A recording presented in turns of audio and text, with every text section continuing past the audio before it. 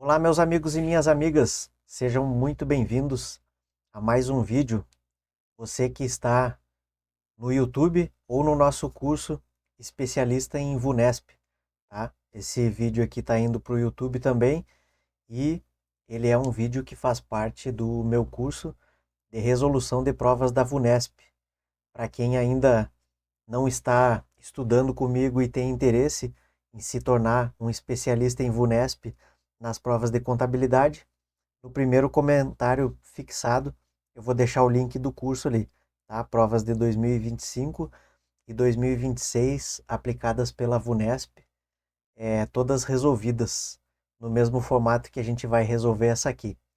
Tranquilo, pessoal? Então, prova da SFSEX de 2025, uma prova bastante extensa, é um dos concursos aí de mais alto nível que a VUNESP faz para os cargos de contador. E agora, antes de fazer a gravação, eu passei por toda a prova revisando e pude relembrar, né, o quanto a prova foi trabalhosa e cansativa para os nossos alunos.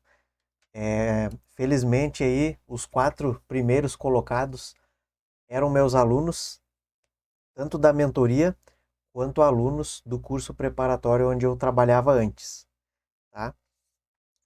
Na reta final aí para o concurso de 2026, além desses materiais que eu estou colocando aqui, a exemplo desse de hoje, tem gravação de questão avulsa que eu estou colocando. Temos 10 lives que estamos fazendo todas as segundas-feiras às 19 horas, tá? E o nosso lançamento do nosso curso, logo após a prova aí, a gente vai lançar o nosso curso aí preparatório para Ciências Contábeis da SFSEX. Vamos abrir a nova turma de mentoria para o concurso de 2027 e teremos alguns cursos avulsos ali também, tanto para contabilidade quanto para administração, naquelas partes que são correlatas ali, né? Como licitações, administração pública, Sistema Brasileiro de Planejamento e Orçamento, entre outros. Tranquilo? Então, feitas aí as nossas propagandas, vamos mergulhar aqui na nossa prova então, tá? Então é da 21 até a 50. Lá no Especialista em VUNESP eu gravo a cada 5 questões para que os vídeos não fiquem extensos. Mas essa prova aqui eu vou gravar toda em um vídeo único, porque eu vou colocar ela no YouTube também. Então é interessante que fique um material completo aí da prova. Show? Vamos lá então. Questão 21 de conhecimentos específicos. De acordo com a legislação e respeitados os limites, o cartão de pagamento do governo federal, tá? Então ele já deu aqui a temática para a gente, né? CPGF é um instrumento de pagamento utilizado exclusivamente pelo portador nele identificado, nos casos indicados em ato próprio da autoridade competente para despesas, por exemplo, com suprimento de fundos, tá? Então, um dos tipos de despesa pública, né, é a despesa executada por meio do suprimento de fundos. E aí, antigamente era entregue o dinheiro em espécie ali para o servidor, né? Hoje em dia é entregue o cartão de pagamento do governo federal, tá? E o cartão é emitido em nome de quem que esse cartão é emitido? Então, aqui nas primeiras palavras de cada alternativa, a gente já meio que define a resposta, ó. Ordenador de despesas, unidade gestora, unidade orçamentária, coordenador de controle operacional ou unidade gestora, tá? A unidade gestora repetiu aí 2 vezes, né? Então, assim, tem que estar atento a esse tipo de coisa. Nesse caso aqui, se eliminava 3 alternativas. Por quê? Porque ele é emitido em nome da unidade gestora. Nós vamos verificar aí na, na nossa lei, tá? Eu vou abrir para vocês daqui a pouco aqui a lei onde está previsto esse conceito. É um decreto, tá? Então, é emitido em nome da unidade gestora e operacionalizado por instituição financeira autorizada, tá? Não é operacionalizado por uma administradora de cartão de crédito, né? E nem pelo ordenador de despesa. Quem operacionaliza um cartão é uma instituição financeira. Então, gabarito letra E. Onde está isso aqui? Decreto 6.370 de 2008. Tá? E a gente vai dar uma olhada nele aqui, ó. Ele alterou o decreto 5.355, tá? E lá no parágrafo único do artigo 1º ficou registrado lá, ó, que é emitido em nome da unidade gestora e operacionalizado por instituição financeira autorizada, né? Vocês podem observar que eu abri aqui diversas abas da internet. Cada questão que a gente vai fazer pela frente que for em cima de legislação, a gente vai abrir aqui rapidinho para poder verificar de onde é a resposta. Vamos para a questão 22. Aqui, ó, 14.133, Lei de Licitações. Em conformidade com o artigo 17 da Lei 14.133, conhecida como a nova Lei de Licitações, o processo de licitação deverá observar fases em sequência. Beleza. O artigo 17, ele lista lá, né, quais são as fases da licitação. Até aqui, concordamos. O parágrafo 2º do artigo prevê que as licitações serão realizadas preferencialmente sob a... Aí vamos lá nas alternativas. Forma visual, forma eletrônica, forma presencial, forma eletrônica ou forma visual. Então, forma visual aqui viajou na maionese, né? Já sai duas do jogo aqui, ó. É forma eletrônica ou forma presencial? Forma eletrônica, né? Então, estamos na era da informação, né? Então, a administração pública, ela deseja, né, que os seus processos sejam feitos de forma eletrônica. Tá? Então, as licitações devem ser realizadas preferencialmente sob a forma eletrônica, admitida a utilização da forma presencial, né? Então, pode ser de forma eletrônica ou de forma presencial. Ó, então, as duas estão no jogo ainda. Desde que motivada, devendo a sessão pública ser registrada em ata e gravada em áudio e vídeo, tá? Então, aquelas sessões aí das licitações, né, que forem de forma presencial devem ser gravadas em áudio e vídeo. Onde está isso? A própria questão falou pra gente lá, né? Parágrafo 2º do artigo 17 da Lei de Licitações. Tá aqui, ó. As licitações serão realizadas preferencialmente sob a forma eletrônica, admitida a utilização da forma presencial desde que motivada, devendo a sessão ser registrada em ata e gravada em áudio e vídeo. Beleza? Então, questão tranquila aí. Essa aqui é uma parte que a gente vê bastante aí das licitações, né? Essa parte aqui da fase inicial ali da lei de licitações. Então, nada fora do contexto aí até essa segunda questão. Vamos para a próxima. Então, quem tem acompanhado os vídeos aí já sabe que geralmente eu faço os nossos vídeos aí tomando um chimarrãozinho, né? Dá até pra gente fazer um quadro, chimarrão do Eberlê. Vamos fazer futuramente aí nas nossas lives. 23. Aí aquele conceito, né? Todo ano cai o conceito de uma das entidades da administração indireta, né? Ele deu aqui o conceito e perguntou qual delas é. Ó, entidade dotada de personalidade jurídica de direito privado, com patrimônio próprio e capital exclusivo da União, criada por lei para a exploração de atividade econômica, que o governo seja levado a exercer por força de contingência ou de conveniência administrativa, podendo revestir-se de qualquer das formas administrativas, tá? Então aqui, ó, pelo capital exclusivo, a gente já sabe que não pode ser de economia mista, né? Se o capital é exclusivo. O consórcio, ele não é uma das entidades lá do AESF, como eu falo, né? Autarquia, empresa pública, sociedade de economia mista e fundação. Empresa pública, que vai ser o nosso gabarito.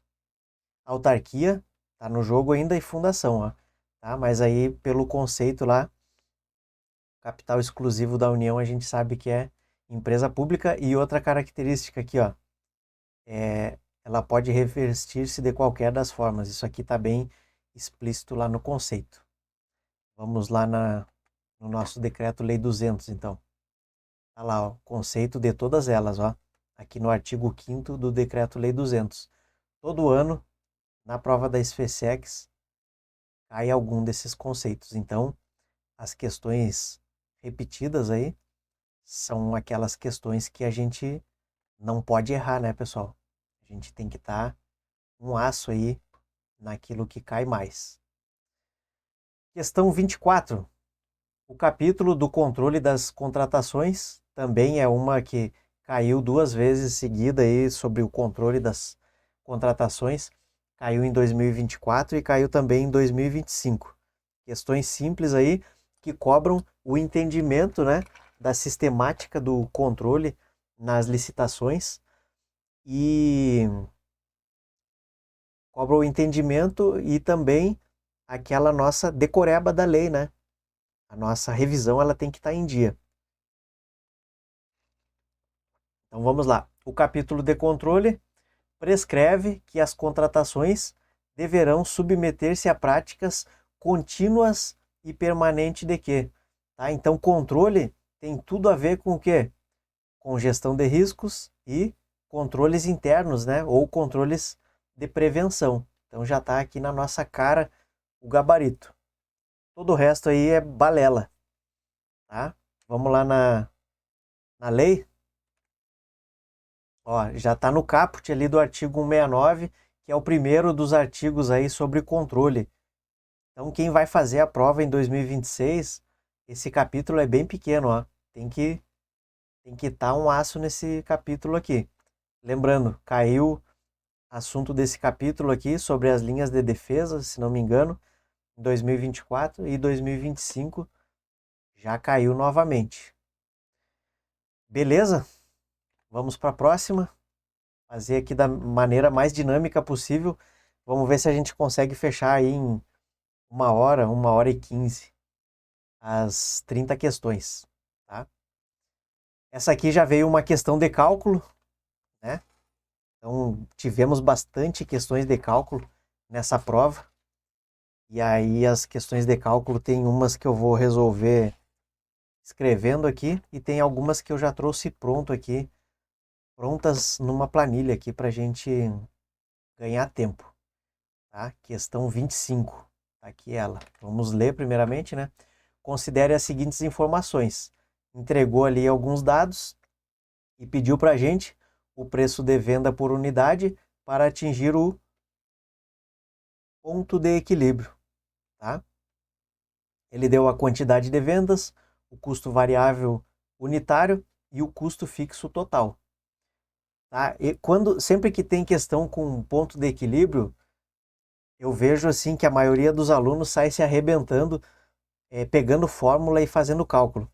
Não façam isso, tá?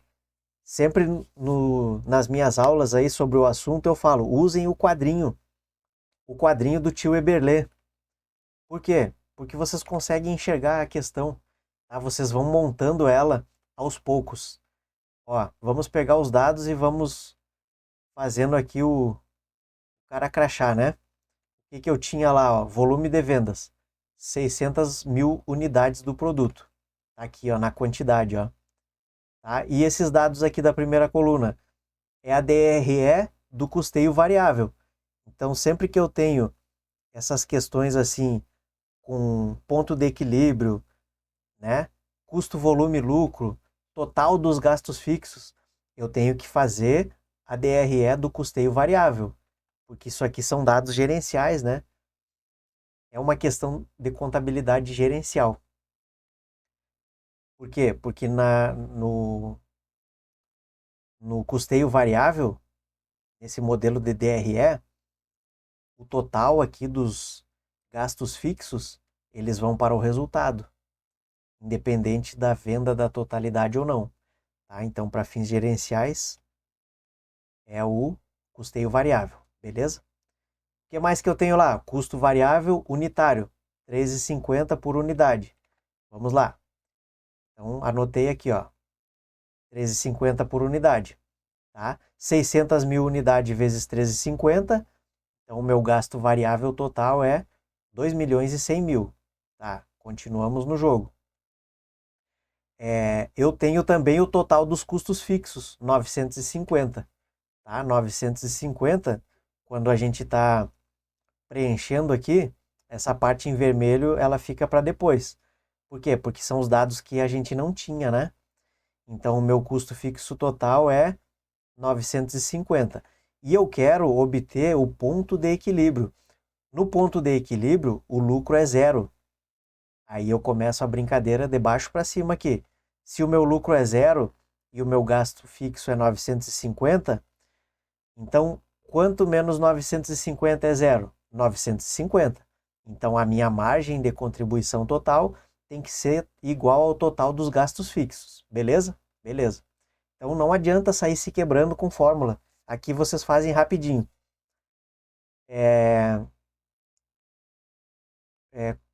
Eu tenho já aqui o gasto variável total, porque ele me deu o valor unitário e me deu a quantidade, 2 milhões e 100. Aí eu fiquei na cara do gol. Quanto menos 2 milhões e 100 é igual a 950? É só fazer o contrário, né? 950 mais 2 milhões e 100. Então a minha receita total, no ponto de equilíbrio, quando o lucro é zero, a minha receita total é 3 milhões e 500 mil. Mas eu quero o quê? O preço de venda unitário. Eu não cheguei lá ainda. O que eu faço para calcular o preço de venda unitário? Receita dividido pela quantidade, né? Matemática aí basiquíssima. Então, 3 milhões e 50 dividido por 600 mil, R$ 5,08. É o gabarito da questão, que está lá na letra E. Tranquilo, pessoal? Ah, mas na prova não tem o Excel. Beleza, quer ver como a gente faz rapidinho? É só fazer muitas questões e ter aquilo que eu sempre falo, a mecânica de cálculo fixada na mente. Tá? Caiu o ponto de equilíbrio, o que vocês vão fazer? DRE do custeio variável. Receita de vendas menos a margem de contribuição é igual ao quê? Não, perdão, ó, o professor errando. Receita de vendas menos os gastos variáveis é igual a margem de contribuição menos os gastos fixos igual ao lucro. Aí eu tenho que ter o quê? 3 colunas, né? Já formei ali as linhas. Tenho que ter 3 colunas e deixar lá em cima em branco, ó. Beleza? Aí o que eu vou ter aqui? Quantidade, valor unitário e o valor total. Quanto que é a minha quantidade? 600 mil unidades. Tá. Deixei lá junto com a margem de contribuição. O que mais que eu tenho?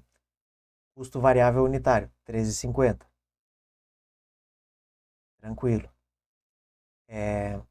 Tem o gasto fixo total, 950 mil. Beleza. Quanto que é o meu lucro? Zero. Então a minha margem de contribuição total é 950 mil. Quanto que é 600 mil vezes 13,50? 2 milhões e 100. Está lá na nossa tabela, né? 950 mais 2 milhões e 100. 3 milhões e 50. E agora, como que eu descubro o que eu quero lá, que é o preço unitário? 3 milhões e 50 dividido pela quantidade. 600 mil. Tá? Refiz ela aqui rapidinho de cabeça, ó. Tranquilo? Então, tenham em mente isso aqui, ó, porque todo ano cai na prova também. É claro que não vai cair todo ano para a gente descobrir o preço de venda. Tem horas que vai pedir com o valor de lucro, vai pedir a margem de contribuição total, tá? Vai variar o que está pedindo, mas normalmente a resposta vai estar dentro aí do nosso quadrinho aí da DRE. Perfeito? Questão 26, aí já vem uma outra questão teórica, né? Sobre os critérios de avaliação dos estoques, de acordo com o Manual de Contabilidade Societária. Então, a avaliação de estoques não tem só no Manual de Contabilidade Societária, né? Tem também no CPC 16. A principal diferença entre valor realizável líquido e valor justo é que o primeiro, o valor realizável líquido, representa o montante líquido que a entidade espera realizar no decurso normal de suas operações. Perfeito. Enquanto o valor justo representa, tá? Aí esse conceito está lá no CPC 16, o montante que poderia ser obtido pelos mesmos estoques quando trocados no mercado ou quando vendidos, né? Então, onde está isso aí? Coloquei lá na nossa aba da internet. Ó, valor realizável líquido. A quantia líquida que a entidade espera realizar. O valor justo representa o preço pelo qual, tá? No mercado principal. Fechou? Então, nosso gabarito aí, letra D. Ele não deu exatamente o conceito nessa aqui, né? Não deu exatamente o conceito que tá ali, mas assim, por eliminação vocês iam ver que é o que mais faz sentido. Quem tinha o conceito em mente não errou essa questão aí, tá? Aí depois vem uma questão aqui que assusta os candidatos, ó. Entregou aqui uma execução orçamentária, né? Previsão e execução orçamentária. E aí falou que a gente vai responder duas questões com base nela, ó. Receitas orçamentárias e despesas orçamentárias, ó. Correntes e de capital. Despesas correntes e despesas de capital. Previsão atualizada, receita realizada ou arrecadada. Dotação inicial, dotação atualizada, despesa empenhada, despesa liquidada e despesa paga. Então, a parte orçamentária aí completa. Beleza? O que ele quer? 27. Considerando essas informações, o valor correspondente à economia orçamentária. Conceito legal aí que a gente tem que ter em mente. Economia orçamentária, excesso de arrecadação, resultado orçamentário corrente, resultado orçamentário de capital, todas essas variações aí. Cada ano ele pergunta uma delas, tá? O que é a economia orçamentária? É a dotação atualizada menos a despesa empenhada. Então eu tenho uma dotação lá orçamentária e se durante o exercício eu empenhar menos do que a dotação, eu estarei fazendo uma economia orçamentária. Esse aí é o conceito. Tá? Em 31/11 ele quer a economia da despesa. Aí vamos ver a questão da tempestividade. Ó. As informações relativas ao mês de novembro. Então, para fazer a questão 27, eu vou considerar só o que está no quadro. E aí depois ele deu informações de dezembro para complicar um pouquinho e perguntar outra coisa lá na 28, ó. Execução orçamentária, em 31/12. Aí para encontrar essa aqui, a gente tem que considerar as informações do quadro, mais essas aqui que aconteceram em dezembro. Beleza? Tranquilo, né? A gente não pode ficar assustado. Para nós, contadores aí, esse tipo de questão não pode ser difícil. Então vamos lá. Isso aqui eu já coloquei na nossa planilha lá. O que eu falei? Que a economia de despesas é a dotação atualizada menos as despesas empenhadas. Cadê a minha dotação atualizada? Ele não falou se era só corrente ou só de capital, né? Então, simplesmente é eu fazer um menos o outro aqui, ó. Tá? 3.536 menos 3.196. E até eu coloquei lá na nossa tabela, ó. É a 27, né? Ó. Dotação atualizada menos despesa empenhada, igual a 340 milhões. 340 mil, perdão. Tá lá na letra E, tá? Economia orçamentária é dotação atualizada menos despesa empenhada. E a execução orçamentária? A execução orçamentária, aí já é o outro conceito, né? São as receitas realizadas menos as despesas empenhadas. Só que eu tenho receitas realizadas em novembro, tenho despesas empenhadas em novembro, e aí eu tenho que ver aqui, ó, nesses eventos, ó, quais são receitas e quais são despesas empenhadas. Vamos lá, ó. Receita, ó. Arrecadação, receita. Transferência corrente, receita. Consumo de material do estoque não é. Aqui, ó. É despesa empenhada e despesa empenhada, ó.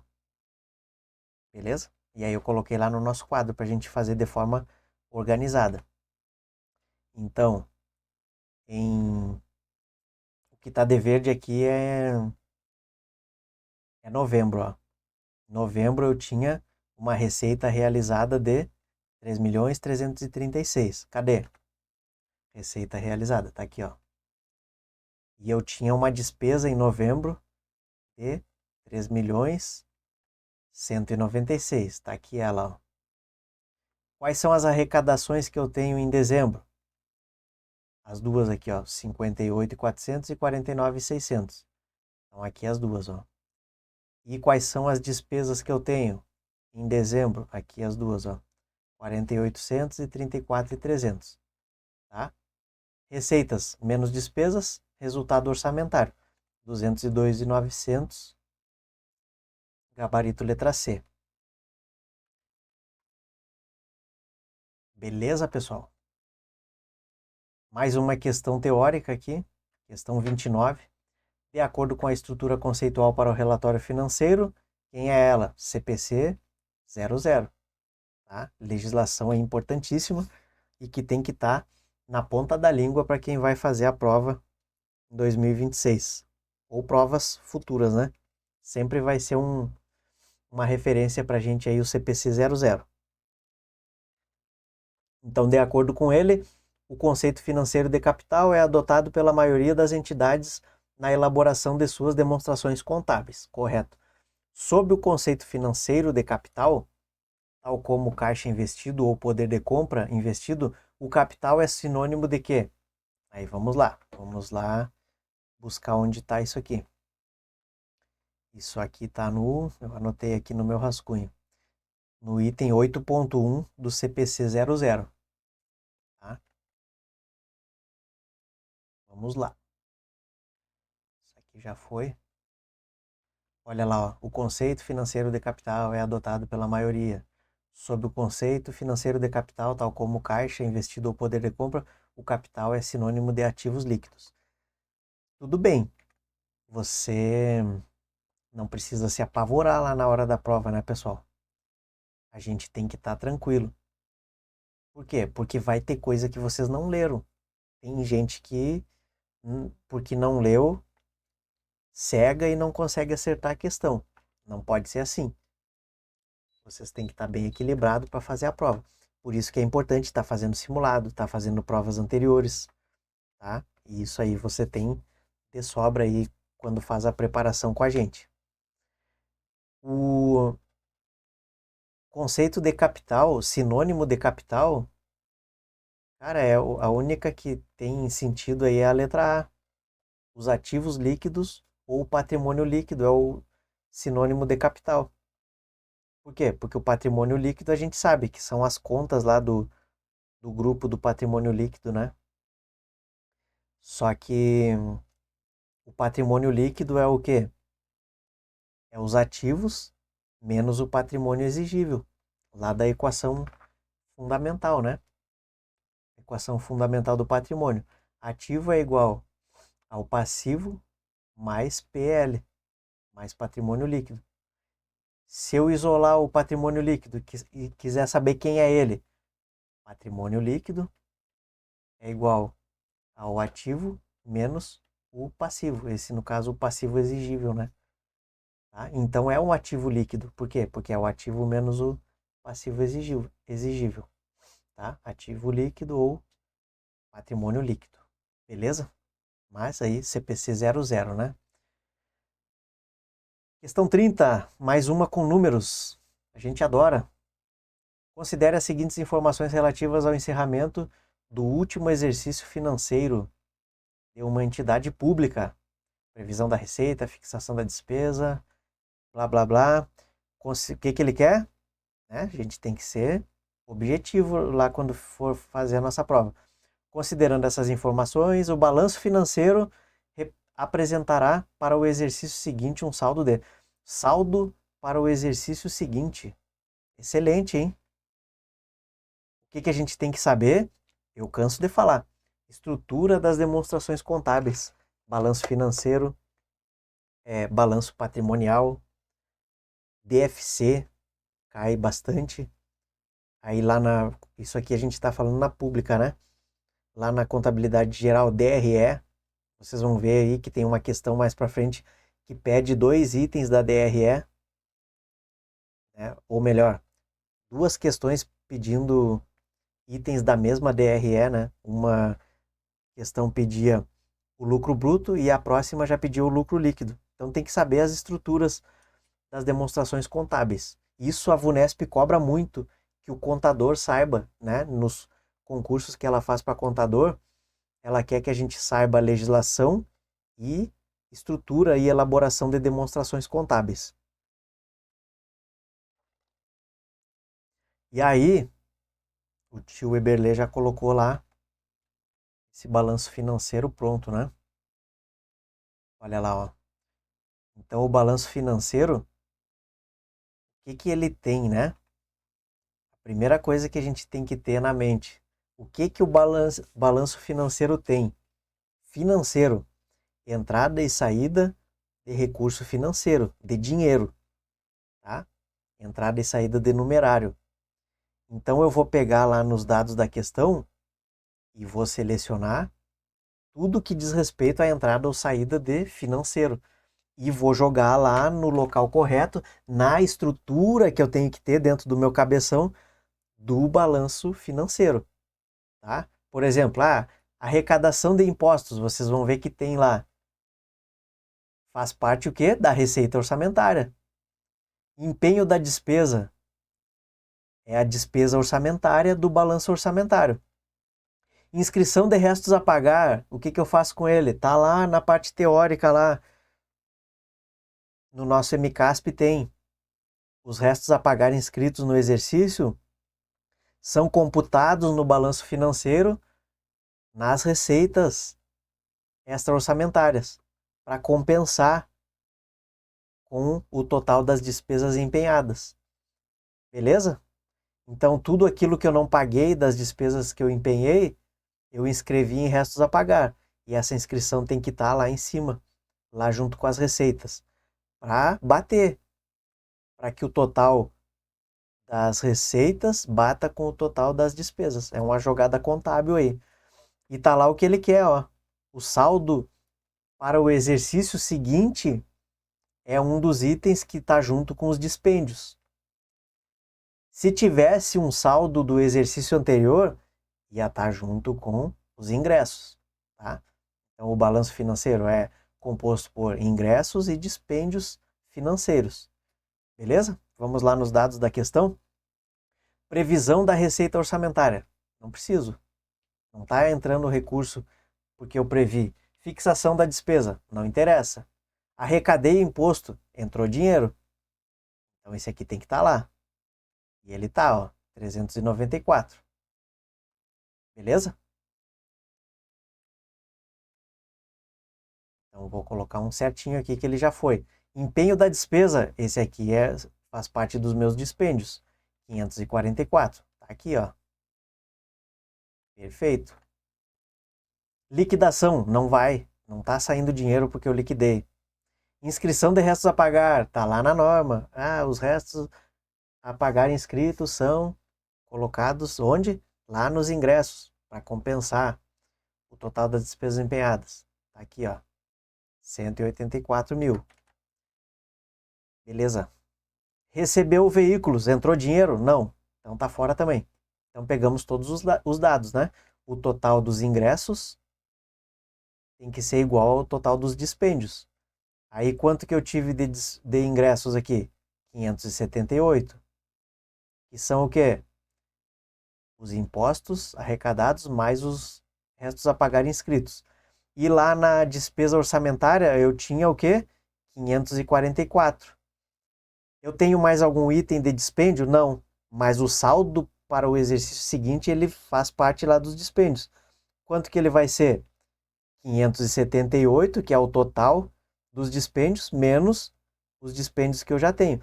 578 menos 544, tá? Que vai dar o quê? 34 mil. Beleza? Ah, como é que a gente sabia que era 578? Porque esse aqui fechou, ó. Tudo que tinha de ingressos a gente colocou ali. Fechou 578. E dos dispêndios a gente colocou tudo e ele já informou pra gente que teria, né, saldo para o exercício seguinte e era o que a gente precisava encontrar, tá? 34 mil aí, então.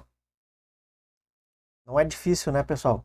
Só que exige que a gente construa bastante conhecimento, né? E isso não é do dia para a noite. Podem ter certeza que não é do dia para a noite. 31. De acordo com o MCASP, MCASP despenca na prova, né? Várias questões de MCASP. Então, se eu puder falar para vocês darem uma olhadinha todo dia em alguma coisa antes da prova aí, né? Nesse tempo aí que falta da prova. Hoje é dia 29 de maio, né? Tem só o mês de junho inteiro e a prova já é dia 12 de julho. Eu diria para vocês olharem o MCASP todo dia, tá? De acordo com o MCASP, quanto ao aspecto fiscal, as demonstrações contábeis e as diretrizes para relatórios fiscais têm objetivos diferentes. Beleza, com certeza. Então, as demonstrações contábeis têm objetivos diferentes dos objetivos dos relatórios fiscais. Aí ele continua. Ele vai falar qual é o objetivo das demonstrações contábeis e vai perguntar qual é o objetivo dos relatórios fiscais. Ó. O objetivo das demonstrações contábeis é fornecer informações úteis sobre a entidade que reporta a informação, voltadas para prestação de contas e responsabilização, nosso maravilhoso accountability, e para a tomada de decisão. Os relatórios fiscais são utilizados principalmente para, e aí, registrar e evidenciar o orçamento público. Ó, relatórios fiscais. Analisar opções de política fiscal, definir essas políticas e avaliar seus impactos, determinar o impacto sobre a economia e comparar os resultados fiscais nacional e internacionalmente. Exatamente. Ó, aqui até o primeiro ponto e vírgula tem um dos objetivos dele, até o segundo tem o objetivo 2. Então, os relatórios fiscais, eles analisam opções, determinam o impacto e comparam resultados. Tá? Não precisa sair decorando tudo que nem louco. Às vezes, decorando só o início, a gente já desenrola. Tá? Então, as demonstrações contábeis servem para fornecer informações úteis e os relatórios para três coisas: análise de opções de política fiscal, determinação de impacto e comparação de resultados. Tá? Então, nosso gabarito aí. Onde é que está a resposta? Primeiro vamos dar uma olhada nas outras aqui, ó. Aqui, ó, nada a ver com orçamento. Então, se eu decorei as primeiras palavras de cada uma das três missões ali dos relatórios fiscais, eu sei que não tem nada a ver com orçamento, não tem nada a ver com composição patrimonial. Ó, analisar opções de política econômica, é a política fiscal, né? Por isso que são relatórios fiscais. Então já saiu fora. Todos saíram fora na primeira linha, né? Ó, registrar e atender o processo de convergência. Nada a ver. Tá? Então procurem uma lógica. Não fiquem desesperados aí. O relatório fiscal vai servir para evidenciar o orçamento? Não. Vai servir para ver orçamento? Não. Para ver composição patrimonial? Não. Política econômica? Não. Ele é fiscal, ele não é econômico. E também processo de convergência? Nada a ver. Beleza? Então, muita questão aí que parece embaçadíssima, a gente resolve tendo um pouco de lucidez ali, tá? E só tem, eu falo muito para os alunos da mentoria, né? Só tem lucidez quem tá tranquilo. Ah, o senhor fala porque já passou, porque o senhor já passou, não é fácil ficar tranquilo. Não é fácil ficar tranquilo, mas é você pode usar ferramentas ali para ficar tranquilo na sua prova. A principal delas é ter estratégia de prova. Ah, durante a primeira 1 hora de prova eu vou resolver X questões. E eu vou sair procurando as questões mais fáceis. Então só aí, se eu não tenho capacidade para achar 20 questões na minha prova e acertar elas com certeza, 20 questões das 50, então realmente eu não tenho ainda conhecimento para passar, né? No momento que eu, na primeira hora de prova, eu resolver 20 questões e eu sei que eu acertei elas, eu cumpri o cronograma da minha primeira hora da prova. Ah, eu quero fazer a cada meia hora. Beleza, então é 10 questões em meia hora. 10 questões com certeza certas na primeira hora, na primeira meia hora, tá? Então tem mecanismos aí para você se ocupar durante a prova, ocupar sua mente. Estratégia de prova, método de resolução das questões, tomada de decisão durante a prova, né? Ah, essa questão aqui tem muito cálculo para fazer. Vou fazer aqui um pouco dela, uma parte que eu sei que está certa já, vou fazer, depois eu volto nela. Beleza? Tudo isso vai fazer vocês ficarem mais tranquilos sem pensar, ai meu Deus, se eu passar no concurso, a formatura vai ser linda, eu vou melhorar minha vida. Cara, isso aí não adianta ficar pensando durante a prova.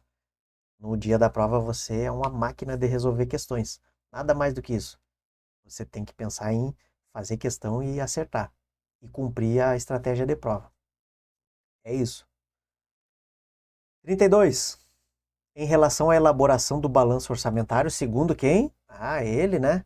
Manual de Contabilidade aplicado ao setor público. As despesas devem ser discriminadas por dotação inicial, dotação atualizada, despesas empenhadas, despesas liquidadas, despesas pagas e saldo da dotação. Aquilo que a gente viu lá naquela questão completa ali sobre orçamento, né?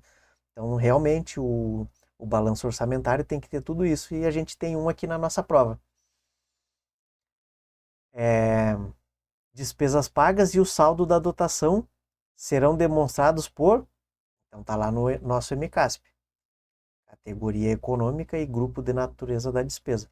É claro que vocês não vão ir direto nas respostas, eu estou indo direto aqui para a gente ganhar tempo, mas vocês sempre vão eliminando as outras alternativas ali, né, pessoal? Porque essa resolução da prova aqui, em alguns momentos eu vou falar sobre técnica de resolver questão ali e tal, mas o principal objetivo aqui é mostrar para vocês a estrutura da prova e de onde saem as respostas, tá? Para a gente fazer usando o método ali para cada questão, ficaria muito grande o vídeo. Onde está isso aí? MCASP.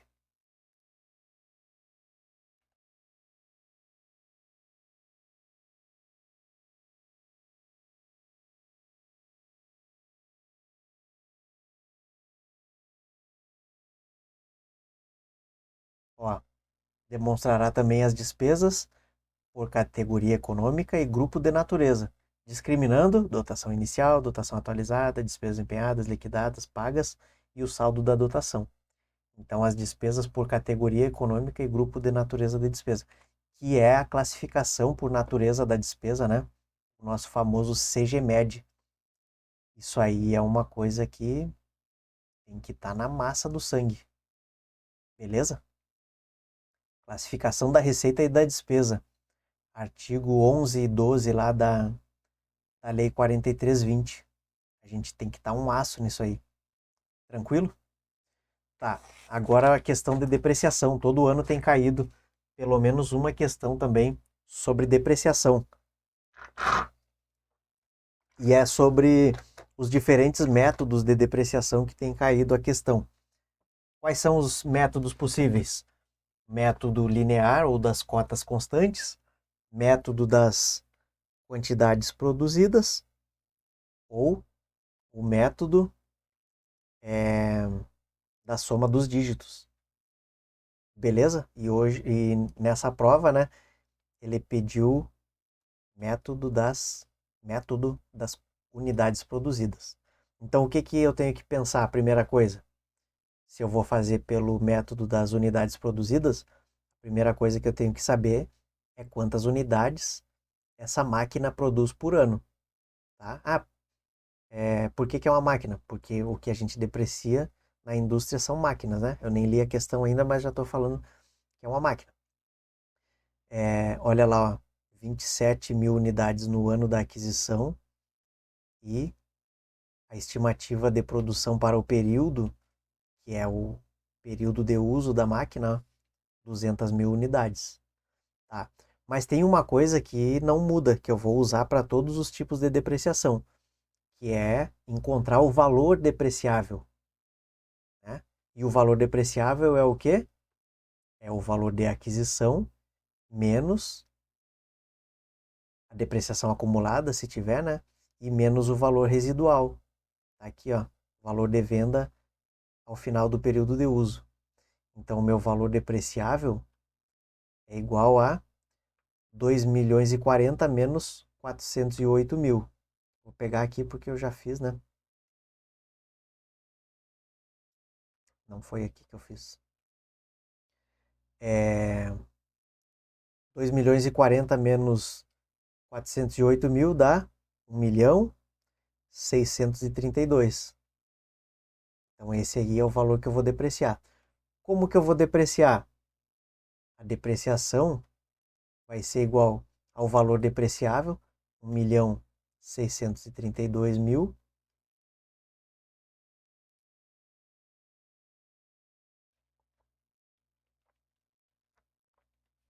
dividido pela quantidade total de unidades que ela vai produzir, dividido por 200 mil unidades,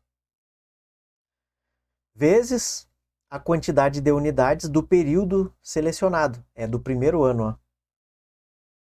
Tá? Ó, no ano de 2023, ó. E quantas unidades ela vai produzir? Ó, 27 mil unidades no ano da aquisição. Então, vezes 27 mil. Bem tranquilo, né? Então, questão aí para a gente descansar durante a prova, né? Que é uma prova que foi bem intensa, né? Gabarito letra B.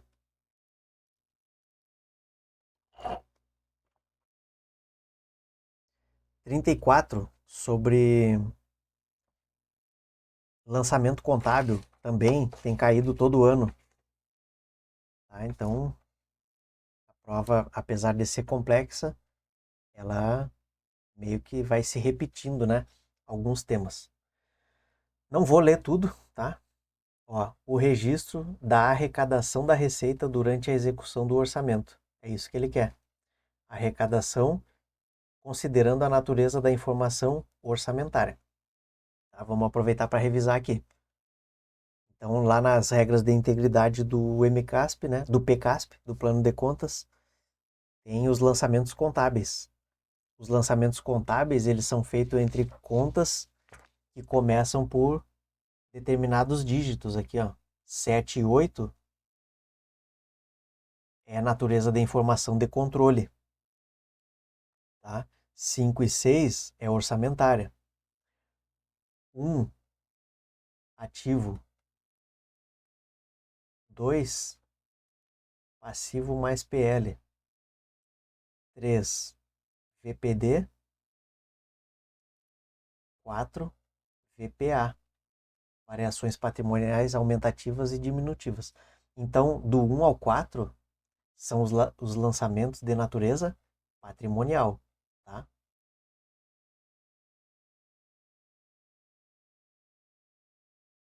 5 e 6 é controle e aprovação do orçamento, tá? E aqui é execução do orçamento. Então, 5 e 6, natureza da informação orçamentária. 7 e 8, controles devedores e controles credores. É a natureza da informação de controle. Então, se eu quero natureza de informação orçamentária, tudo que não é 5 e 6 eu elimino, ó. Tá? Sobraram 3 já. Aí eu começo a ver os nomes das contas, ó. Arrecadação da receita durante o orçamento. O que eu tenho aqui como opções? Previsão inicial, receita a realizar. Isso aqui é quando o orçamento é aprovado. Tá? Eu debito a previsão e credito a receita a realizar.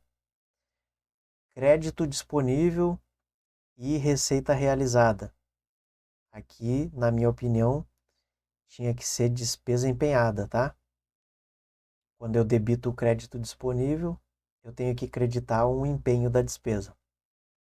E tá aqui o nosso gabarito, ó. Quando eu arrecado, ó, eu tinha uma receita a realizar, que era credora lá, e agora eu tenho uma receita realizada, tá?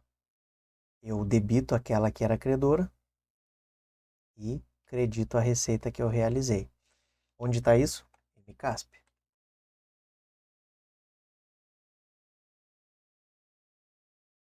Olha lá, ó, registro da arrecadação da receita durante a execução do orçamento. Receita a realizar, receita realizada. Tranquilo? Sem estresse, né? Aqui vamos para mais uma questão com cálculo agora. Ó, ele entregou os dados aqui, falou que a gente vai ter que fazer a 35 e a 36. Considere as seguintes informações de fabricação de determinada empresa industrial relativas ao último mês do segundo trimestre, para responder às questões 35 e 36. Custos indiretos, análise por atividade, então vai ter um custeio ABC aí, né? Ó, quais são os custos indiretos? Dois tipos, ó, preparação de ordens e preparação de máquinas. E aqui é o total deles, tranquilo. Outras informações, ó, tenho dois tipos de produto, ó, aspirador 1 e aspirador 2. Ó, eles têm materiais diretos e mão de obra diretas, os custos diretos aqui, né? E aqui eu tenho os custos, eu tenho aqui as bases de rateio, ó, aqui, ó, né? Os direcionadores de custos, ó. Então, aqui, ó, quantidade de ordens de serviço de produção. Vai ter tudo a ver com o custo da preparação de ordens de serviço. Então, esse custo aqui de preparação de ordens de serviço, ele foi distribuído, né, para 400 ordens de serviço para o aspirador 1 e 200 para o 2. 400 mais 200, total de 600.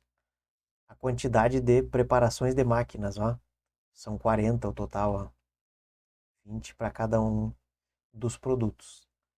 Horas máquina são 3.000, beleza. 1.000 para o aspirador 1, 2.000 para o 2. Na apuração do custeio por absorção, os custos indiretos são alocados utilizando como base critério de rateio horas máquinas empregadas. Então, ó, a absorção vai usar horas máquinas para fazer o rateio do total dos custos indiretos, ó. Beleza. A sistemática de apuração do custeio baseada em atividades, ABC, utiliza-se como direcionadores de custos as atividades de preparação de máquinas e preparação de ordens, que a gente já totalizou aqui, né?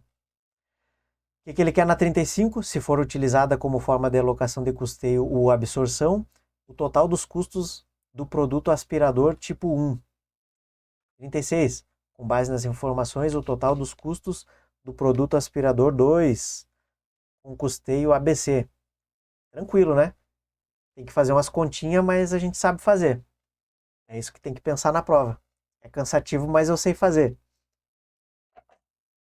Então, para eu descobrir o custo total do aspirador 1 pela absorção, tem dois valores que eu já tenho, ó. Material direto e mão de obra direta. Aí eu começo a construir a minha planilha, né? Ó, custo total do aspirador 1 por absorção. Material direto e mão de obra direta eu já tinha. E o CIF eu tenho que fazer o rateio. Vamos ver lá. Aquilo que a gente marcou aqui, ó. Vou trocar a cor da caneta aqui para a gente não ficar muito poluído, né? Não gosto de azul, mas vou usar não vou usar o azul, vou usar o verde. Horas máquinas, tá? Por absorção. Então a gente vai pegar o total dos custos indiretos e fazer o rateio por 3.000 horas máquinas.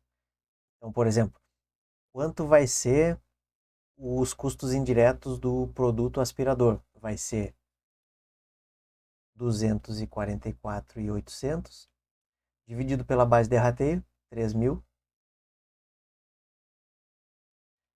vezes as horas usadas no aspirador 1, vezes 1.000, tá? Esse aqui é o rateio que tem lá, ó, que deu 81.600, tá? Então, pelo custeio por absorção, o aspirador 1 recebeu 136.000 de materiais diretos, que já estava registrado lá para gente, 61.200 de mão de obra direta e 81.600 do CIF que a gente calculou. Perfeito. Quanto que dá o total? 278.800. Já resolvemos a 36. Confere ou não? Confere. Tá lá, ó. 278.800. Letra D. E a outra? O aspirador tipo 2 pelo ABC. Aspirador tipo 2. Vamos lá. Eu já tinha mão de obra de material direto nele e mão de obra direta nele. E aí eu tenho que ratear o CIF em duas partes aqui, né? Por quê? Porque aquele, no absorção, ele considerava o total, né, do CIF. Já ia direto para os 244 aqui, né? Agora não. Agora a gente tem que fazer 163.200 dividido por ordens de serviço. Quantidade de ordens de serviço. Dividido por 600, né? Que é o total. Dividido por 600 vezes 400? Não. A gente está calculando 2 vezes 200. Quanto que vai dar? Tá lá na tabela. Rateio das ordens de serviço. 54.400. Então tá aqui, ó. Aquilo que a gente fez aqui na mão, ó, dá 54.400. E já tá aqui na nossa tabela. Como que eu faço o rateio da preparação das máquinas? 81.600 dividido por 40 vezes 20, que é o que vai para o 2. Era só dividir por 2, né? Vai dar 40 mil e alguma coisa, né? 40.800, tá lá, ó. Tá? Então, o aspirador 2 pelo ABC vai ter materiais diretos, mão de obra direta, custo para preparação de ordem de serviço e custo para preparação de máquinas, total de 992.800. Cadê o gabarito? Será que tem? A gente fica assim na prova, né? Ali, ó. Letra A. Tranquilo? O que ele entregou pra gente agora aqui? Mais uma de cálculo. Vamos lá. 37. Determinada empresa possui ao final de um exercício financeiro os seguintes saldos contábeis: CPV, venda, contas. Considerando esses dados, assinale a alternativa que identifica corretamente o prazo médio de rotação dos estoques. E aí vocês têm que estar cuspindo fórmula lá, né, pessoal? Não pode chegar mais ou menos. Ó, gente mais ou menos não passa, porque a prova só tem, o concurso só tem 2 ou 3 vagas. Prazo médio do estoque é igual ao estoque médio dividido por quê? Pelo CMV. Aí eu vou lá nos meus dados para calcular o prazo médio. Eu tenho o quê? CMV eu já tenho, ó. Então, vamos deixar um pontinho aqui. E o estoque médio eu já tenho? Não, né? Ele não entregou ali o estoque médio. Mas eu sei que o estoque médio é o estoque inicial mais o estoque final dividido por 2. Que legal. Eu tenho o estoque inicial? Não. Tenho o estoque final? Tenho 189, ó. Mas eu não tenho o estoque inicial. Como é que eu faço para calcular agora o meu estoque inicial? Eu faço o razonete do estoque. Outro bizu aí, ó. tão importante quanto aquele bizu do quadrinho, tá? Façam razonetes quando tiver fluxo de contas aí e tal. Por quê? Porque eu tenho lá os valores do meu estoque, ó. O CMV fica aqui, ó, 1.360.000, 1.360.800, né? Já usei aqui, então. As vendas eu vou usar aqui? Não. Contas a receber? Não. Contas a pagar? Não. Estoque de mercadoria é o estoque final, né? 189 mil. Tá? Lá nos nossos cursos a gente explica passo a passo a composição desses razonetes, né? Isso é fundamental. Tem questão que cobra lá, quanto que foi o pagamento de clientes? Tudo feito com esses razonetes aqui. Tá? Usei o estoque e as compras eu vou usar também. Aqui, ó. As compras é 1.555.200. O que que falta? O estoque inicial. Então eu tenho aquela fórmula básica que vocês vão lembrar agora. Estoque inicial, CMV, né, é igual ao estoque inicial mais as compras menos o estoque final. Tá? Eu tenho tudo menos o estoque inicial. Ó. Então vou fazer vou colocar tudo na fórmula. Já vou isolar aqui o estoque inicial. Estoque inicial é igual. Não, vamos fazer diferente. Estoque inicial mais 1.555.200, né?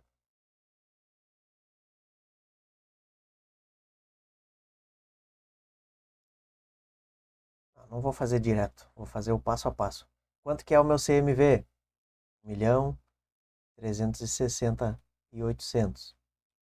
Igual ao estoque inicial, que eu não tenho, mais as compras, 1.555.200, menos o estoque final é quanto? 189 mil. Tá? E aí vai isolar o estoque inicial, agora sim, igual 1.555.200 menos 189. Vai dar um valor lá. Tá? E vai se subtrair desse aqui, que vai dar um estoque final de, vou pegar na minha anotação aqui, 5.400. Achei o estoque inicial. E a resposta? Ainda não. A resposta está aqui, ó.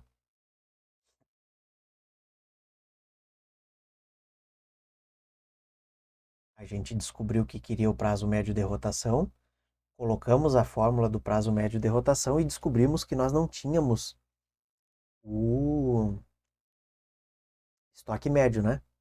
O estoque médio é estoque inicial mais o estoque final dividido por 2. Quanto que é o estoque inicial? 5.400. Quanto que é o estoque final? Tá lá, ó, 189. Agora eu tenho tudo. Só que essa questão tinha mais um pulo do gato ainda. Ao final de um exercício, o estoque médio é o estoque inicial mais o estoque final dividido por 2, quando a gente tem dois exercícios sendo comparados. E a VUNESP adora cobrar isso aqui. Então o nosso estoque médio a gente considera só a soma dos dois. Beleza? 189 mais 5.400. Aí a gente coloca aqui na fórmula. Prazo médio do estoque é igual a 189 mil mais 5.400 dividido por CMV. Tá lá, ó. 1.360.800. Tá? Vezes 360. É da fórmula esse 360 aqui. Tá? E aí a gente fazendo a continha aqui, né? Vai dar um prazo médio de estoque de 50 dias. Ainda dá 50, alguma coisa. Dá aproximado. Então, bem trabalhosa aí a questão, né, pessoal? Já estamos com 1h04 de vídeo. Nossa meta era resolver em 1 hora e pouco, né? Não vai dar, vai ser 1h30 no mínimo. Tá? Então, mais uma questão resolvida. 38, mais uma de cálculo. As informações a seguir foram extraídas do balanço patrimonial de determinada empresa, encerrado em 31/12 de 2024. Entregou as contas, o que ele quer? É correto afirmar que, tá? Aí ele deu pra gente índices, né, de análise de balanço. Eu vou calcular direto da resposta lá pro vídeo não ficar muito grande, tá? O certo é quando vocês estiverem treinando aí, calcular todas, tá? Mas eu vou calcular só a final. A liquidez corrente é o ativo circulante dividido pelo passivo circulante. Quanto que é o meu ativo circulante? É a soma desses aqui, ó. Tá? Ele deu explodido ali o ativo circulante. Dá 6. Aí tem mais os clientes lá, ó, né?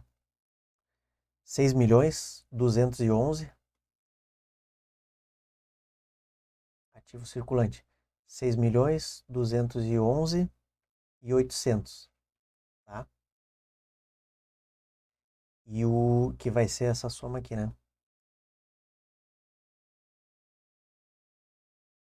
Ativo circulante. Vou colocar aqui do lado, ó. Ativo circulante, impostos a recuperar, caixa, estoques e clientes de curto prazo, tá? E o passivo circulante ele já nos entregou, que tá aqui, ó. Então vai ser 6.211.800 dividido pelo passivo circulante. 4.284.000, tá? 1,45 liquidez corrente. Aí todos os outros ali vocês tinham que lembrar a fórmula e aplicar. Tranquilo?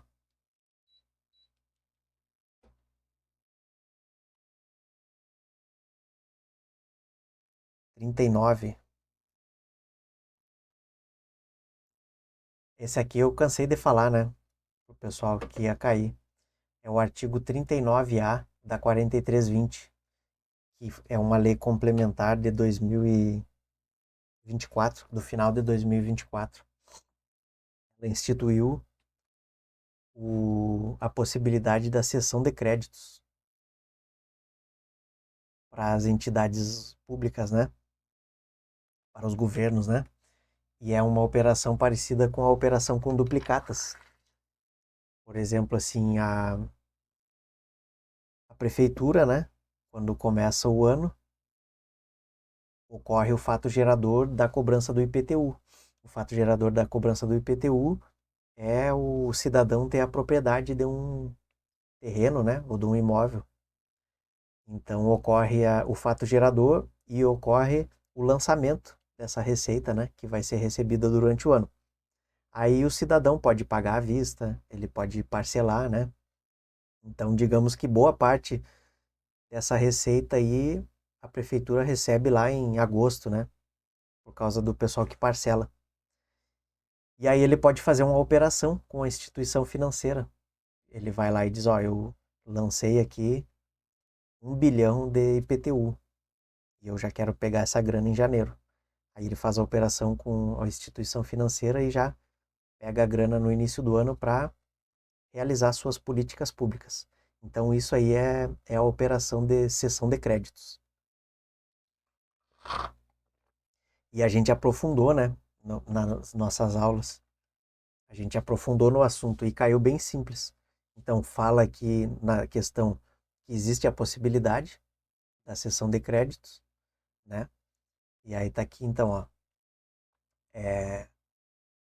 a União, Estado ou município poderá ceder onerosamente os direitos originados de créditos tributários e não tributários, inclusive quando inscritos em dívida ativa, a pessoas de direito, jurídicas de direito privado ou fundos de investimentos regulamentados. Ele só queria saber quem é que regulamenta, né?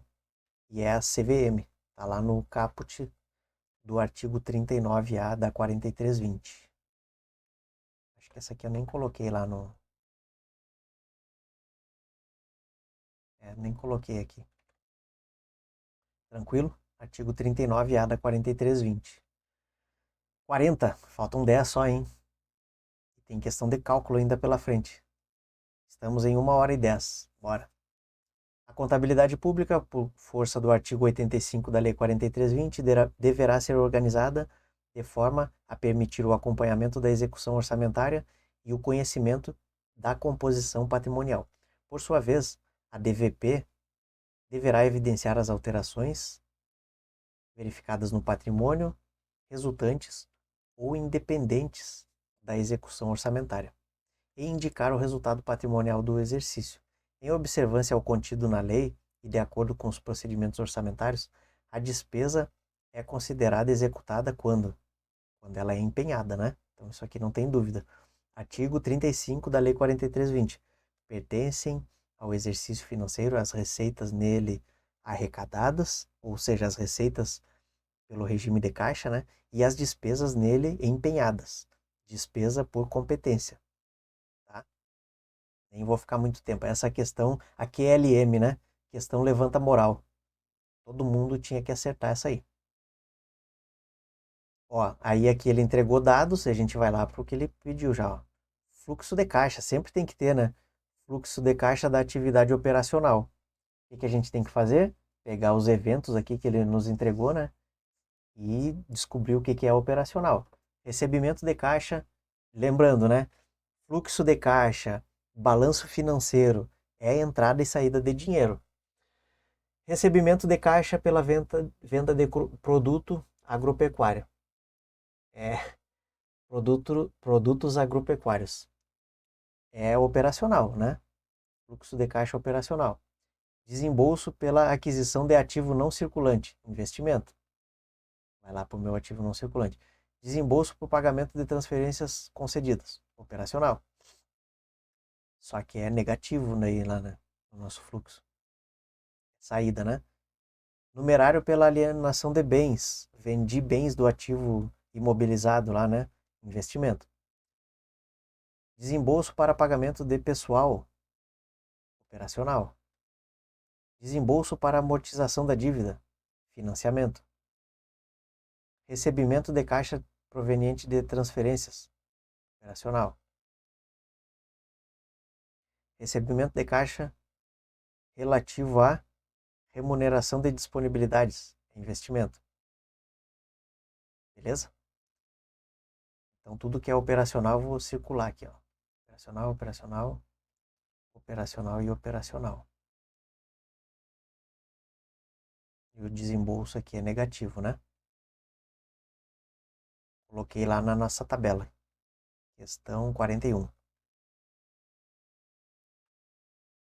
41. Quais são as receitas que a gente tem? 680, 530 e 102. 680,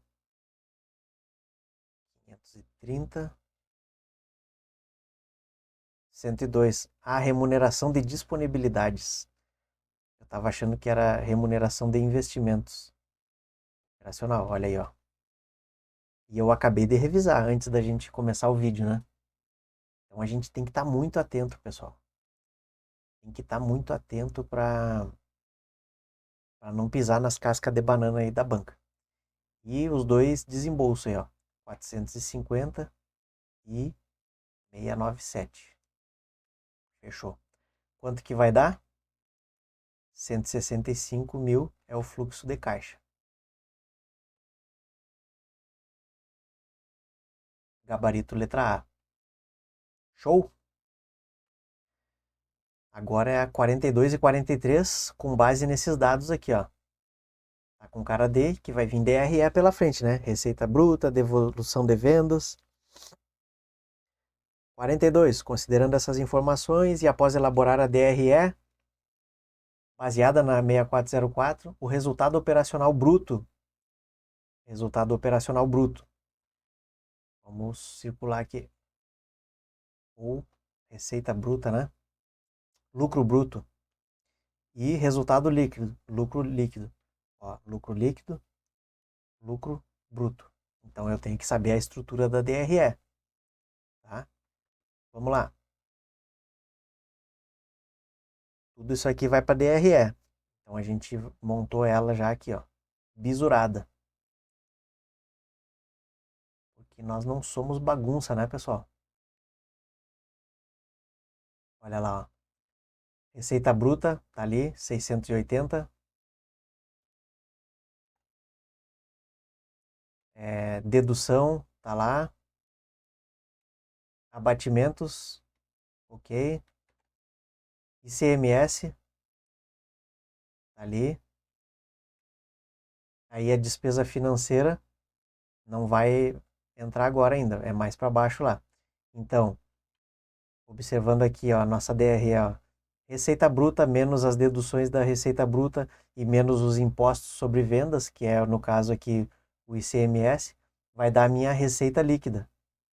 Receita líquida menos o CMV, cadê o CMV aqui no coisa? Aqui, ó, CMV, usamos também.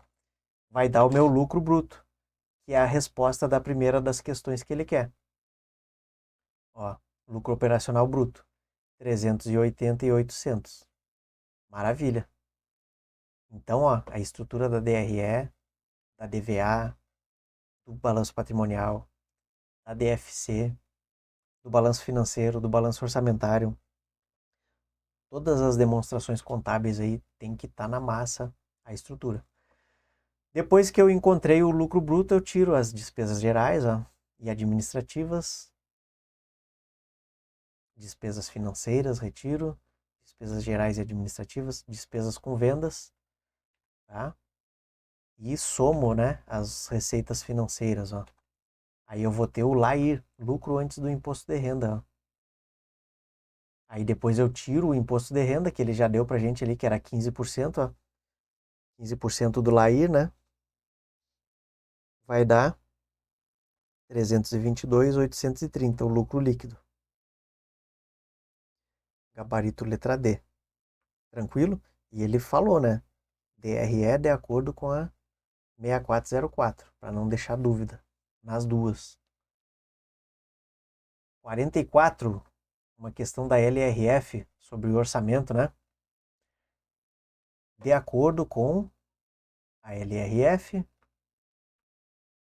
deixa eu pegar minha anotação aqui, pessoal, para a gente não ficar fora do contexto. De acordo com a LRF, além de obedecer às demais normas de contabilidade pública, a escrituração das contas públicas observará o seguinte. Letra A. A despesa e a assunção de compromisso serão registradas segundo o regime de caixa, não, né? Segundo competência, apurando-se em caráter complementar o resultado dos fluxos financeiros pelo regime de caixa. Aqui ele trocou, né? Só trocou a posição do caixa e da competência. B. A escrituração das contas públicas observará o seguinte: as receitas e despesas previdenciárias serão apresentadas em demonstrativos financeiros e orçamentários específicos. Correto. C. A disponibilidade de caixa constará de registro próprio, de modo que os recursos ordinários de cada órgão, fundo, fiquem identificados de forma consolidada, não, né? De forma separada. E cada um vai ter uma bobagemzinha aí, ó. A DVP dará destaque à origem e ao destino dos recursos provenientes da inscrição de passivos. Nada a ver. As demonstrações contábeis compreenderão exclusivamente, ó, palavrinha do mal, tá? Dá até vontade de parar de ler quando a gente vê o exclusivamente, porque já sabe que provavelmente vai estar errada, né? As demonstrações contábeis compreenderão exclusivamente as transações e operações de cada órgão, fundo ou entidade da administração direta, autárquica, fundação, inclusive estatal dependente. Não, né? Exclusivamente está tornando ela errada. Então, exatamente, gabarito letra B. Onde está isso aí, professor? LRF, artigo 50. Vamos lá. Cadê a nossa LRF?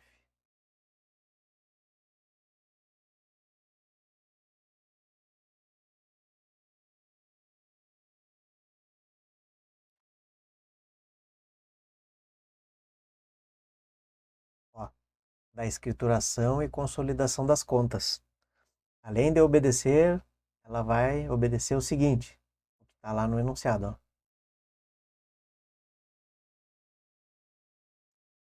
Aí ele usou as alternativas. Ó. A questão, ele usa, por exemplo, exclusivamente para deixar uma alternativa errada, né? Tem sobre a DVP aqui ou não? Ó, a DVP dará destaque à origem e ao destino dos recursos provenientes da alienação de ativos. Ele falou o quê? Inscrição de passivos. Né? Ele trocou, tirou alienação de ativos e colocou inscrição de passivos. Então tem termos aí que a gente exclui na hora já, né? A disponibilidade de caixa, ó, de forma individualizada, ó, aquilo que eu falei a hora que eu passei por ela, né? Aqui, as demonstrações contábeis compreenderão, isolada e conjuntamente, as transações e operações de cada órgão. E ele falou, compreenderão exclusivamente, ó, não. Compreenderão, isolada e conjuntamente. Beleza? Legal aí a questão, hein? E todo o artigo que tiver, assim, 4 ou 5 incisos, preparem que pode ser feita uma questão. Sempre é uma oportunidade para o examinador fazer uma questão rápida. E aqui é mais cálculo, ó. 45, 46 e 47. E aí vocês têm que ter força lá na prova. E é lógico também que eu não estou dizendo que tem que fazer da 21 a 50 na sequência, que nem a gente está fazendo aqui. Tem que fazer de acordo com a estratégia de prova de vocês. O que eu oriento para o pessoal da mentoria é fazer o quê? Fazer as questões teóricas primeiro e depois as de cálculo, né? Determinada empresa apresentou em 30 de abril o balancete. Está aqui o balancete. Após a apuração do resultado, ao elaborar o balanço patrimonial, quanto que ficou o patrimônio líquido? Então tem que pegar aqui as contas de resultado e fazer uma DRE, 45. Então tá aqui, ó. Receita bruta menos o CMV igual ao lucro bruto, menos as despesas administrativas, menos as despesas com juros, igual ao lucro líquido. Achei o resultado, o lucro líquido. Aí eu tenho que colocar ele para dentro do patrimônio líquido. Qual que é a pergunta mesmo? É. Aí a gente vem para cá, ó. Capital social. Eu pego todas as contas do patrimônio líquido daí, aqui do nosso balancete, ó. Capital social é uma delas. Lucros acumulados. Reserva de capital. E o lucro do exercício eu acrescento. Tá? As demais aqui nada é do PL. Então o novo PL é 68 mil. Tá lá na letra C. Tá? 46. Após a apuração do resultado, ao elaborar o balanço patrimonial, utilizando os valores apresentados, será evidenciado um. Aí ele quer que a gente passe montando o balanço patrimonial, né? E logicamente eu não vou montar todo ele aqui, mas a gente vai fazer um negócio bacana. 46 essa aqui. Ó, olha só que legal. Lucro acumulado 4.080? Não, né? O lucro do exercício foi 4.080 e tinha um lucro acumulado de 680. Então ele vai ser somado, né? Então, na real aqui eu coloquei separado, mas seria o lucro acumulado seria 4.080 mais 680. Eu coloquei separado porque era mais prático para fazer a soma, né? Então, lucro acumulado de 4.080 não. Ativo circulante de 74.800. Aí o que que a gente faz? A gente pega todas as contas do ativo circulante e elenca elas. Não tem para onde correr. Aí o que que a gente tinha lá? Caixa, clientes, estoque e vai dar um total de 65.960 e não 74.800. Aí, já que a gente está nessa batida aqui, o PL a gente achou na questão anterior, que é o capital próprio, era 68, né? Tá? Então, aqui ele quebrou o nosso galho. Aí, o que que era a tendência? Continuar fazendo o total do ativo lá, ó, antes de ir lá para o passivo exigível. Tá? Por quê? Porque eu já tinha feito o ativo circulante. Aí eu peguei o ativo não circulante, somei 120,360. Tá lá, ó. Beleza? Gabarito letra E. 47. Tá acabando. O giro do ativo é um indicador financeiro que mede a eficiência de uma empresa em utilizar seus ativos para gerar receita. Assim, ao analisar o balanço patrimonial da empresa anterior, né, após a apuração do resultado e considerando os critérios, será evidenciado um giro do ativo igual a, aí fórmula, né, pessoal? Giro do ativo é igual a receita de vendas dividido pelo ativo total. Quanto que é a minha receita de vendas? Aí que o nego já tá apavorado, né? Mas tá tudo pronto aqui, ó. Receita de vendas tá aqui, ó. 24.480 dividido pelo ativo total. O ativo total eu achei, ó. Só que quem não achou, já era. Perdeu as duas questões, né? As duas questões. 120, 360. Divide um pelo outro, vai dar o nosso gabarito, que é a letra D, 0,2. Beleza? 24.480. Perfeito. Então, essas questões aí, com mais de uma questão sobre o mesmo assunto, a gente tem que estar ligado. Beleza? 48. Os elementos reconhecidos nas demonstrações contábeis são qualificados em termos monetários. Isso exige a seleção de uma base de mensuração. A estrutura conceitual para o relatório financeiro destaca que as informações fornecidas mensurando o ativo ou passivo ao custo histórico podem ser relevantes para os usuários das demonstrações contábeis, porque o custo histórico utiliza o quê? E aí, por que que é importante o custo histórico?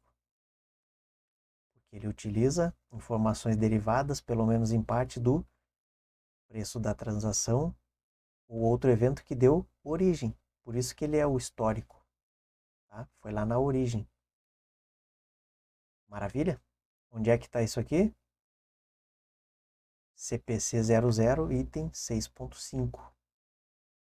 Vamos ver se eu deixei ele aberto aqui. CPC 00.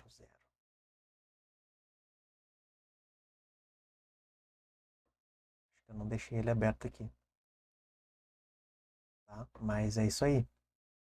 Tranquilo? Letra D. Ele faz uma viagem nas alternativas, né, pessoal? 49. De acordo com a legislação relativa aos recursos de caixa do Tesouro Nacional, as transferências para entidades supervisionadas, ó, as transferências para entidades supervisionadas, recursos de caixa do Tesouro Nacional, decreto 93872 de 86, uma das bases do nosso estudo aí de orçamento público. As transferências para entidades supervisionadas, inclusive quando decorrentes de receitas vinculadas ou com destinação específica na legislação vigente, constarão de limites de saques aprovados para a unidade orçamentária a qual os créditos sejam atribuíveis, de acordo com o cronograma aprovado. Os saques para atender essas despesas só poderão ser efetuados após a... Então é lógico, né, pessoal? Se eu vou transferir créditos, eu só posso fazer depois que eu arrecadar, tá? Depois que eu arrecadar e recolher para a conta do Tesouro Nacional. Toda essa história é para dizer isso. Isso está lá no artigo 12 do decreto 93872. Olha lá, as transferências para entidades supervisionadas. Os saques só poderão ser efetuados após a arrecadação da receita e de seu recolhimento à conta do Tesouro Nacional. Tranquilo, né? 50. De acordo com a última, de acordo com as normas brasileiras de contabilidade aplicáveis ao setor público. Em muitos casos, os valores do orçamento final e do orçamento realizado, então, ó, ele está fazendo aqui, ó, orçamento final e orçamento realizado. Nem sempre eles são os mesmos, perfeito, porque a execução orçamentária é monitorada durante o período e o orçamento original é progressivamente revisado para refletir as mudanças nas condições, circunstâncias e fatos ocorridos durante o período. Tá? Então, o orçamento aprovado nem sempre ele é realizado totalmente. Por quê? Porque ocorrem mudanças nas condições durante o período. Nesse caso, é exigida da entidade a divulgação da explicação das razões para as alterações entre o orçamento original e o orçamento final. Essas divulgações, tais divulgações, devem garantir que as entidades que publicam o seu orçamento aprovado sejam responsáveis pelo seu desempenho em face do quê? Tá? Palavras do bem, né? Tem as palavras do mal e as palavras do bem. Então, sempre relevância, conformidade, são palavras do bem aí na nossa contabilidade. Onde ele falou que tá isso aqui? Normas brasileiras. A NBC TSP 13. Acho que eu abri ela aqui. Ó, NBC TSP 13, item 18. Tá lá, ó. Tais divulgações, em conjunto com as divulgações exigidas pelo item 14, devem garantir que as entidades que publicam o seu orçamento aprovado sejam responsáveis pelo seu desempenho em face da relevância e da conformidade com o orçamento aprovado.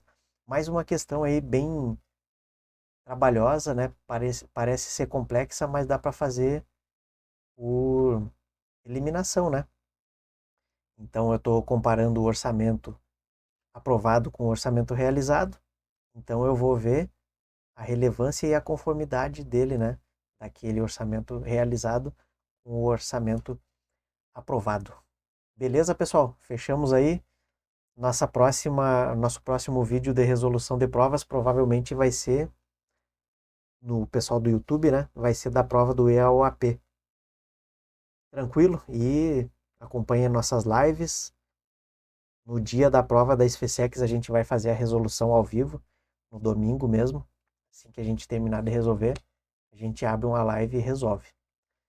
1h32, conseguimos aí não ser muito demorados para resolver as 30 questões. Lá na prova são 4 horas para resolver 50 questões. Nós resolvemos aí de forma bem explicadinha aí as 30 questões de contabilidade em 1h32.